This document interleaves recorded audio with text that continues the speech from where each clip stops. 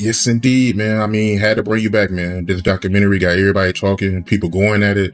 So, it was only right to bring you back and get your point of view, man. But I want to get right into it, man. 50 and Ja. How you feel about both of them going at it? You seen it? I couldn't do nothing but see it, bro. You know what I'm saying? Because 50, tried to smash him with one of the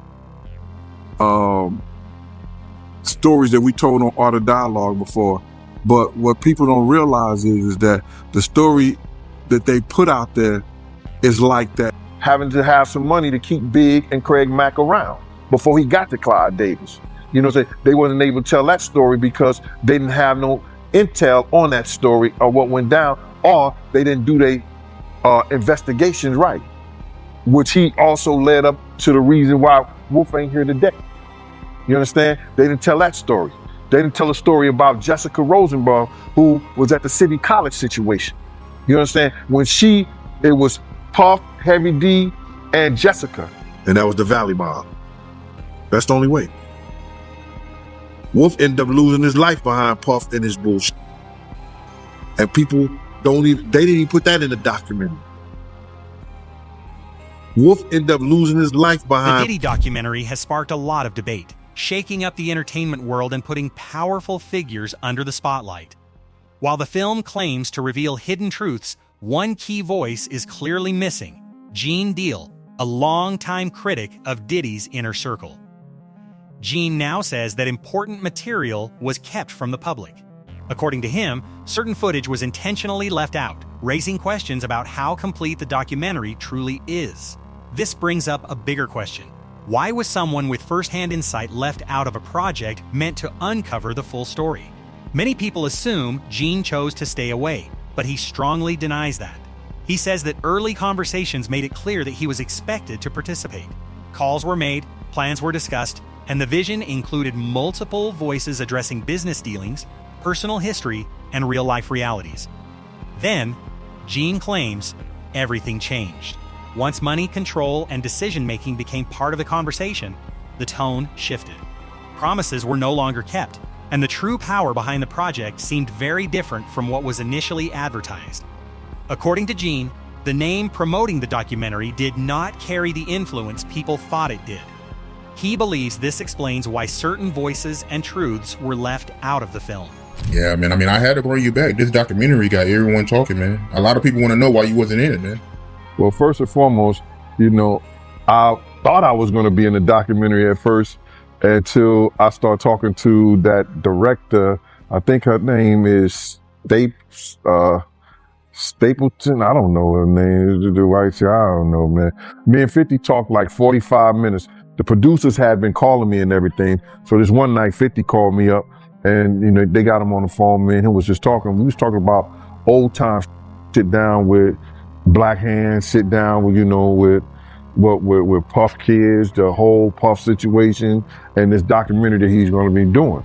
You know what I'm saying? So I told him that I was going to, have Kirk and Tim.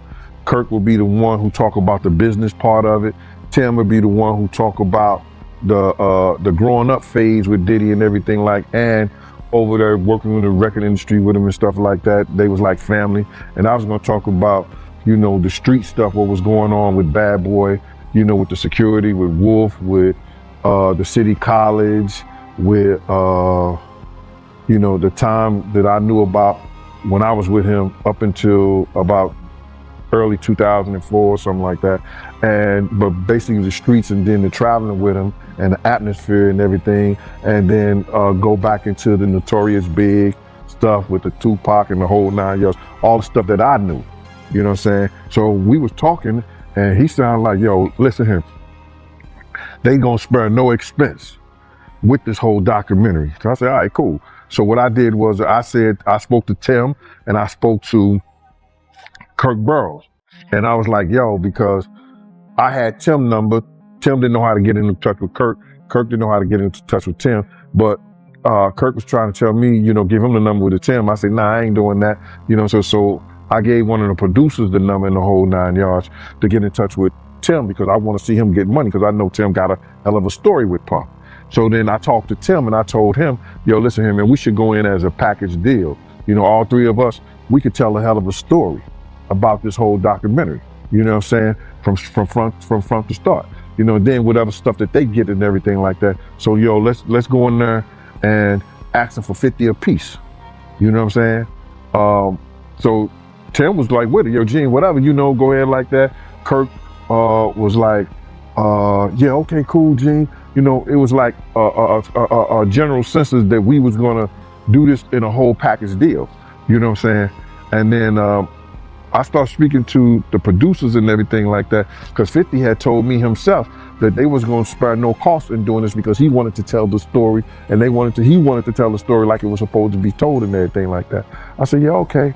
So then the director, I got to get her name, man, because it don't even sound, I want to put her on blast because she was telling me, she was saying to me that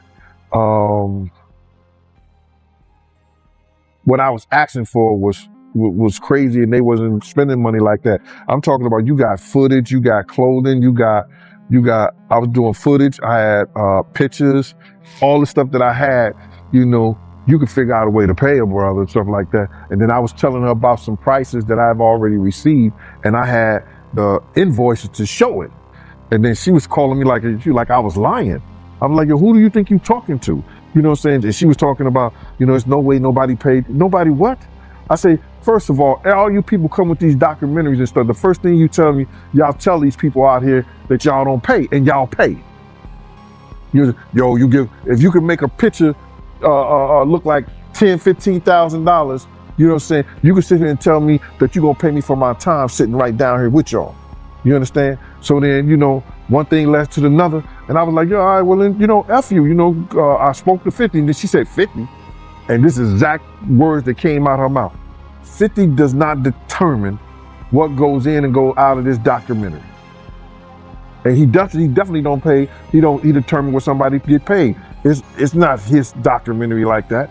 I was like, oh, so if it's not his documentary, and I spoke to him like that, I don't need to be doing nothing with you, because I'm doing this on the strength of him. But you gonna pay me if I do it. So it went back and forth, you know what I'm saying, for a little bit, and then they had Kirk Burrows giving me calls and everything like that. What are you calling me for? Gene Deal has started calling out what he says were major omissions in the documentary series, with one absence standing out above all others: the death of Diddy's longtime bodyguard, Anthony Wolf Jones. Gene explains that Wolf was much more than just personal security. He was the central figure responsible for movement, protection, and high-risk decisions during Bad Boy's most turbulent years. His role was crucial, yet the documentary barely mentions his name or addresses what happened to him. Gene strongly challenges the version of events suggested in the series.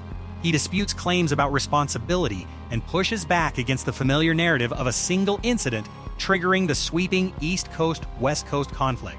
According to him, that framing oversimplifies the situation and shifts attention away from where accountability truly belongs. What makes Wolf's absence more troubling, Gene argues, are the warnings that were allegedly ignored. He claims Wolf sensed danger early on, refused to travel without strict security measures, and repeatedly voiced concerns about certain trips. Safety, Gene says, was always a priority for Wolf. Even when pressure mounted to push him otherwise, he remained cautious. If someone as central as Wolf could be minimized or nearly erased from the story, Gene argues, it raises a serious question. What other details were softened, skipped, or completely left out to preserve a preferred narrative? Wolf had already told, Anthony Wolf Jones had already told them, if you're not taking two tour buses of my niggas from the Valley, that's Co-op City in the Bronx, the Valley in the Bronx, if you're not taking these 2 tour buses of my niggas out there, I'm not going. Had told Puffnum, had told Kirk Burrows. You understand? I went down there and Kirk Burrows called me up. He's like, yo, Gene, you and Wolf, I got y'all tickets to LA. I said, all right, cool. So I go down there and I pick up the tickets to LA. I got Wolf ticket. I got a Wolf ticket. So I'm calling Wolf up. I said, yo, Wolf, I got your ticket to go to LA. Wolf said, I ain't going. I said, what you mean you ain't going? He said, yo, Gene, I ain't gonna tell you how I'm making I ain't gonna tell you how to make your money, but I'm gonna let you know this. I told Puff them if they wasn't going to take 2 tour buses of my niggas out there with us, I'm not going. Wolf is the head of all the functions that has to do with Puff dealing with security. I had my own contract with Puff, yeah. Paul Alford ran Green Gate Security, which is the daily operations of Puff stuff. That's his house, his cars, his transportation. He ran the office, the bad boy office, the clothing, all. He ran the daily operation with his security. Wolf is over whatever's happening with Puff. You understand? Wolf tells Puff them and tell Kirksboro them, no, if y'all not going out there right, nobody should go out there at all. Kirk calls me, I said, yo, Gene, you gonna go? I said, yeah, I'll go, bro. He said, Gene, I said, yo, dog, but we shouldn't be going out there. I tell Kirk the whole, yo, Gene, all y'all gonna be doing is going to the studio and y'all gonna go to Soul Train and go to the studio. Y'all not hanging out, y'all not doing nothing. All me and Puff did when we went there that month was hang out. And I told people all the time, and I said in the documentary before, I thought this kid had a death wish because all we did was hang out. We never saw Big at not one of the events that me and him went to, the House of Blues, movie theaters, not the California, the Celebrity Club, I guess. Is it Celebrity? No, begins with a C. Never seen him in none of the clubs, none of the places. You understand? Big ain't coming to none of the places. The one time Big went out is when he got. The one club that he went out to is and that's where he got. So Wolf did not and was not going anywhere that had to do with California. And it wasn't because of the Jake situation. It was that he wanted to be safe, and the only way he felt safe if he was going out there with the dudes from his clique. And that was the Valley Mob. That's the only way. Wolf ended up losing his life behind Puff and his bullshit. And people they didn't even put that in the documentary. Wolf ended up losing his life behind Puff and his and that with BMF. That's a big segment in my book that I wrote I wrote a whole big situation in my book regarding that, man. And I know you're doing this. I want to say that right there because I was there the night that Meech had promised Puff, you know what I'm saying? He ain't had to worry about Suge Knight. He ain't had to worry about nobody from this point on. And telling Puff some shit made him think that he could talk to Wolf any kind of way. Because if anybody knew, BMF was powerful back then. They had dudes from everywhere. And Meech telling him he ain't have to worry about nobody no more.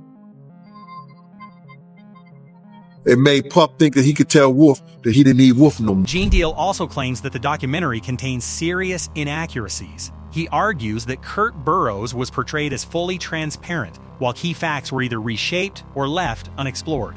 One issue Gene highlights is the claim that Biggie's funeral expenses were covered by Biggie's own funds. Gene questions that explanation, noting that Kirk was closely involved in financial and operational matters at the time and would have had direct knowledge of how that money was handled. However, he says the documentary failed to press for clear answers. Gene also raises concerns about what happened after Biggie's death. He points to individuals who gained lasting control and influence despite claims that Biggie intended to distance himself from them. According to Gene, decisions regarding publishing rights, marketing power, and executive recognition seem to have been made after Biggie was no longer able to speak for himself. Rather than challenging these shifts, Gene says the documentary moved past them. His main criticism is not just about what was said, but also about what was never questioned. He believes these omissions helped protect certain relationships and reputations, leaving critical details unexplored. If Gene's account is accurate, he argues, the documentary may have only revealed a small part of a far more complex and uncomfortable story. Kirk Burrows, he also said in a documentary that, Diddy, he used Big budget to pay for, Big's funeral. Yeah, when I heard that ain't the first time I heard it though, bro. They said Big had paid for his funeral through his budget. You know what I'm saying? So if anybody would know that, Kirk Burrows would know that. And I heard Wayne Barrows came out and said some, but to refute that. You know what I'm saying? But if Miss Wallace got a check and the check, if she got they had Biggie's budget and that was taken out, money was taken out that budget for his funeral, he did use it. And if anybody knew that, Kirk Burrows would know that because he was handling the money and the operations at that time. Wayne Barrows was one of the dudes, him and Mark Pitts, that actually was managing Big's affairs. You understand? They was his manager. Big had told me that he was gonna get rid of them because they didn't know what they was doing before he died. I had a conversation with Big. Big said, I'm getting rid of them because they the one effing me up because they the one that convinced him to sell his publishing and his marketing to Puff. They was Puff boys. I guess they met in school or whatever like that. But Big was gonna get rid of them. But because he died and his mother didn't know the business, she kept him around for years. If you look at anything that happened with the Notorious Biggs and his camp, you see Wayne Barrows on there as executive producer. And he was just a manager of some of Big affairs. He was executive producers of damn near everything that went on that had to do with. If Miss Wallace was the executive producer, he was the executive producer too. Look at some of the things that was done. And now he's suing, trying to get money from Faith because of, he's saying that she has to pay the Wallace estate and Miss Wallace is dead, Big is dead. If the estate is anything, it's CJ, Tatiana, and Faith. That's the estate. But he's saying it's some other kind of thing that he's suing them for. So Wayne Barrows is the dude that call it any way you want to. There's been Sherwood Forest and he got big them in Sherwood Forest. I'm gonna put it that way. He got his estate in Sherwood Forest. Crazy, man. But yeah, Kirk Burrows, he spoke a lot in his documentary, man. He was letting everything go. He also said that, Diddy, he did take the Rolling Stone cover for Big after Big died. Bruh, you have to look at his sociopath, his narcissism, and see that it shows you he really didn't care about Big like he did. What Kirk didn't tell the truth about that whole thing is that even when we was in California, Kirk tried to act like that he didn't know that Puff told him that Big wasn't going to London. I know what the question you asked, but I got to get this out, bro, is that on Thursday, me and Puff was in a limousine. Kirk Burrows was getting Puff the itinerary of what Big and what's his respect, and told him that we was leaving Saturday, this, that, and the third, the whole 9 yards. On Thursday, Puff told Kirk Burrows, Big ain't going nowhere. He told him that Thursday, Big was not going nowhere. He said, I don't care what you do, you could go do whatever you want to do, but Big ain't going nowhere. Kirk Burrows was telling him how he had set up this whole and how Arista had paid out all this money for Big to be. Puff was adamant that Big wasn't going nowhere. Now, we were shooting the Hypnotized video. Me and Big was in a Winnebago, and Big was telling me his whole life story. what he wanted to do, his plans, all this shit. He even say, yo, Gene, I will take you with me, but you love that nigga too much. Nigga, I don't love nobody like that too much. What's up? He said, yo, what's up with the money? I said, nigga, you broke. You know what I'm saying? You owe Mike Gadget 30,000 for, I'm just going in on big and we just talking all kinds of smoking Newport. The release of The Reckoning, a Netflix documentary executive produced by 50 Cent, has once again rocked the hip-hop world. What started as an exploration of Diddy's controversies quickly reignited old rivalries, placing 50 Cent back in the center of industry tensions. While Jay-Z has remained publicly silent, many fans believe the documentary's impact has quietly pressured some of the biggest names in the business. Online speculation escalated rapidly, with rumors suggesting that figures like Ja Rule and others were discussing how to respond. The chatter intensified when Ja Rule was seen interacting online with someone connected to 50's past, fueling claims of behind-the-scenes coordination.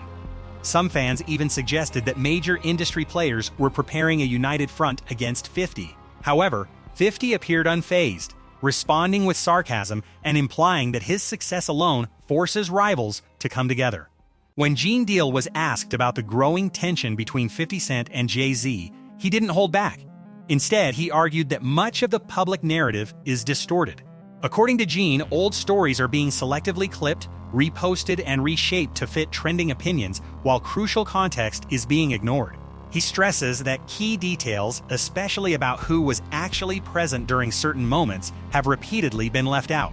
Gene suggests that what's circulating now is an incomplete version of events, one that overlooks how things truly unfolded behind closed doors. Right into it, man. 50 and Ja. How you feel about both of them going at it? You seen it? I couldn't do nothing but see it, bro. You know what I'm saying? Because 50, tried to smash him with one of the stories that we told on Art of Dialogue before. But what people don't realize is that the story that they put out there is like that there was no girls in the room. I told the story and I said that there was girls in the room. I just want to get that out there straight before I tell you how it all went about and what really happened. There was Sarah Chapman and her girlfriend. They flew with us from Atlanta. But let me just start the story like this. Check it out. Me and Puff went to this exotic bookstore, brother. You know what I'm saying? This is the first time I ever went to an exotic bookstore, with Puff. I didn't know he even did that. But we was in Atlanta. So when we went to the door, they gave him a brown paper bag. So I guess this is a place that he was used to and people knew him there. So when they gave him a brown paper bag, Puff was just going around the store, just picking items off the shelves and stuff like that, putting them in the brown paper bag. So then, me, I was behind him and, no Diddy, but I was about 3 feet behind him, you know what I'm saying? As he was putting stuff and putting it in his bag and stuff like that. So this one particular place that he was put up there, he had to reach up kind of high and get it. So he just started pulling things out, and he was pulling a lot of them off there. So I was like, so I looked up and the thing said butt plugs. When he walking down the things, butt plugs. I said, hey yo, just to mess with him. I said, hey yo, what are you getting these for? And he said, can I do my shopping by myself? I said, yes, you can. And I waited up at the register for him, so because they had the big counter up there. So when he came to the counter, I said, yo, I'm finna see what this one this mofo is putting in his bag. Cause I know he gonna have to take everything and put it on the counter so the dude could count it, right? My man, when he came there, he gave the dude a wad of hundreds like this. So he gave him a wad of hundreds and just put it up there. The dude ain't even, you know what I'm saying? He ain't even want to know what was in the bag. I was like, yo, wow. So then we was catching the G4 jet. We had to go to the Astra because we was catching the G4 jet and we was going to North Carolina to do this show. So somehow he had Ja Rule to go with us, you know what I'm saying? And him and Ja was talking. And this whole time him and Ja is talking, he talking about Ja going at Jigga. You know what I'm saying? This is crazy. But he was talking about Ja getting at Jay-Z. And he was talking bad and talking crazy about Jay-Z and how Ja was talking about if it wasn't for him, that Jay wouldn't be the artist he was. He got him started. He wrote certain things and stuff like that to put him out there because, back in the day, nobody was even effing with Jay like that. So, but Puff was trying to, he was adamant about Ja going at Jay. You understand? So, we get to the hotel, we're in the presidential suite and all this stuff like that. So, Ja and him is, you know, chilling and everything, we eating everything, shit like that. So then they all went to the room. It was like him, Ja, Sarah, and her girlfriend. They went to the room. I don't know what they were doing in there. I didn't give a but Puff told me, Gene, do not let nobody come in this room. Don't let nobody come in this room. So, hour or so went by, whatever, like that time went by, the doorbell rang. And it was this dude at the door saying that he was Ja's cousin. And I was like, he said, I'm here for Ja Rule. I said, who you? He said, I'm his cousin and everything like that. He said, I said, but, yo, he busy right now. I'm telling the dude that he's busy. You know, the dude is talking about, yo, but I want to talk to him. I said, yo, bro, they don't want to be bothered. You know, I'm trying to, you know, tell this kid, yo, they don't want to be bothered, bro. You know what I'm saying? He said, yo, that's my cousin. You know what I'm saying? I said, well, listen here, bro. They're in a room. They don't want to be bothered. You know, and you could see that there's only one room going back that way. What followed the knock changed everything. Gene says the encounter was quick, intense, and completely unexpected. He describes it as a moment of enforcing boundaries, ones he claims Ja Rule ignored. But Gene suggests it wasn't random. He believes it was part of a calculated pattern. According to Gene, Puff was quietly pushing people into tense situations to provoke reactions and stir up conflict, particularly involving Jay-Z. Whether those involved saw it coming or were simply caught in the middle remains unclear. He talking about he was going through the room. I said, yo, bro, Jesus Christ had to come down here and take the breath out of my body before you go in that room. You understand? Next thing you know, I grabbed him and we started.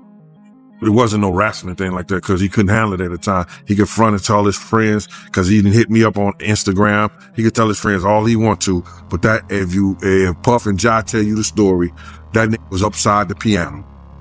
You understand? So now, Ja and Puff run out. They butt the neck and they was grabbing towels. You understand? They was grabbing towels. And then Puff was like, yo, Gene, what's going on? Ja was like, yo, he said, that's my cousin. I was like, yo, bro, he tried to get in the room and I wasn't letting him get in the room, bro. And then Puff looked at Ja like this, you know, what that looked like, he said. And then Ja said, you don't want to be up in that room because there was a whole lot of freaking going on. So I started laughing, dude left, they went back in the room and that was it. You know what I'm saying? So now the story grew as if Ja was in there and him and Diddy was doing, you know, something. And like I said that they were doing something. I don't know what the F they were doing, bruh. The only reason I know was some freaky things going up in there that Ja really didn't even understand because he said, yo, you ain't want to be up in there because there's a whole lot of freaky on. So I was like, I wouldn't have known nothing. I wouldn't even care. And I don't care today. But you know how the internet is. They cut and paste what they want to paste and they put what they want to put to make it seem like I was saying this dude and Puff was in there, you know, alone. And they wasn't. You understand? And that was them. You know, they did their thing, you know, up in there with the honeys in there. I guess. I can only guess. So, listen, bro, I've said this 1,000 times. It was Sarah Chapman and her girlfriend. Now, Sarah Chapman, you know, if people don't know who she is, now she's one of Puff baby mamas. But prior to her being one of Puff baby mama, this is the same girl that was dating Puff best friend, Corey Jacobs, and she was dating Tupac. You understand? So now she, like I told you before, she was the one that Puff betted in the office. He said, yo, I bet you I could get her from Gary Payton. You understand? And I didn't know she dated Gary Payton, but this is what Puff is saying. And it was a $500 bet that he said he'd get it in 2 weeks. We was out in Chicago, me, him, and Sarah. We was at some kind of function that Puff had to do a in-store and like a walkthrough. You know what I'm saying? At one of his friends' parties. So, you know, she was out there with her. Next thing you know, he got her like he said he would. You know what I'm saying? That incident with him and Ja, I feel bad, you know, kind of, sort of, really, because everybody's trying to make it seem like, you know, Ja was some kind of weirdo, you know, but it is what it is, bro. I just told you what I seen. Both of them ran out the room butt ass, grabbing towels, you know what I'm saying, with them chicks in there, you know what I'm saying? So whatever they did, that was on them. But that's the kind of games Puff played in order to get people to do what he wanted them to do. You understand? He got them, he wanted Ja to go at Jay-Z, so he got these chicks to go at Ja. You understand what I'm saying? Whether he did it or fell into it, I don't know. Because I don't know him and Jay-Z beef or why they was beefing in the first place or whatever the situation was. People who are close to either one of them may know more than I do on that. But I knew Puff was working to get Ja to go at Jay. And that was... The real question is this. Is Gene Deal finally exposing the truth, or is the documentary just a shadow of the story, concealing the parts no one was meant to see? How many secrets are still buried? How many voices were silenced? The answers might be closer than we think, or still locked away. If you want to follow every twist, hit subscribe, because sometimes what's left in the shadows reveals the real story.